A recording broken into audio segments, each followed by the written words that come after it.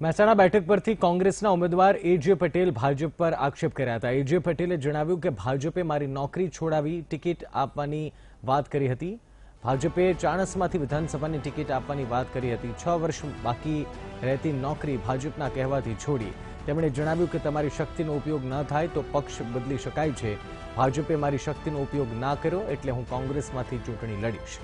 મહત્વનું છે કે એજે પટેલ પૂર્વ આઈએએસ અધિકારી છે અને તેઓ કોંગ્રેસમાંથી ચૂંટણી લડી રહ્યા છે।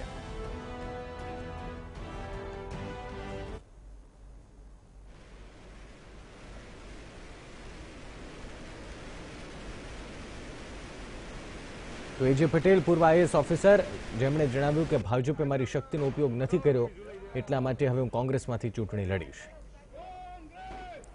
સંવાદદાતા કમલેશ ફોન લાઈન પર જોડાયા છે। કમલેશ, શું કહેવું છે એજે પટેલનું? કારણ કે ભારતીય જનતા પાર્ટી ટિકિટ ફાળવી નહીં અને આક્ષેપ કરી રહ્યા છે ભારતીય જનતા પાર્ટી પર, શું કહેવું છે તેમનું?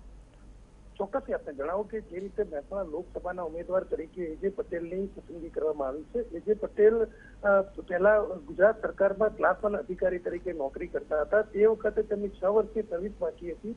તે વખતે તેમના કયા મુજબ તેમણે એક પ્રકારે ભાજપ પર આક્ષેપ કર્યો છે કે ભાજપે તે વખતે તેમને ચાણસ્મા વિધાનસભાની ટિકિટ આપવાનું વચન આપ્યું હતું અને નોકરી છોડાવી હતી અને ત્યારબાદ નોકરી છોડી દીધા બાદ તેમને ટિકિટ નહીં આપતા તેમણે અપક્ષ ઉમેદવારી કરવી પડી હતી। અપક્ષ ઉમેદવારી કર્યા બાદ તેમણે ભાજપ છોડી દીધું હતું। આમ તેમણે ભાજપ પર આક્ષેપ લગાવ્યો છે કે ભાજપે મારી નોકરી પણ છોડાવી હતી અને મને ટિકિટ પણ નહોતી આપી।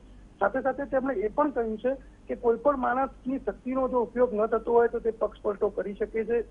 જ્યાં તેની શક્તિ જે પક્ષમાં વપરાતી હોય અને જે પક્ષ તેની શક્તિને ઓળખી શકતો હોય તે પક્ષમાં માણસ કામ કરી શકે છે। આ પ્રકારની સંજ્ઞા પણ તેમને આપી છે કે જે રીતે તેઓ ભાજપ છોડીને હાલમાં કોંગ્રેસમાં આવ્યા છે તો ભવિષ્યમાં જો તેમની શક્તિનો ઉપયોગ કોંગ્રેસમાં થાય છે તો ભાજપમાં પણ થઈ શકે છે। આ પ્રકારની એક એમની વાતચીત ઉપરથી પણ સ્પષ્ટ થઈ રહ્યું છે। જી બિલકુલ કમલેશ, ધન્યવાદ જાણકારી માટે।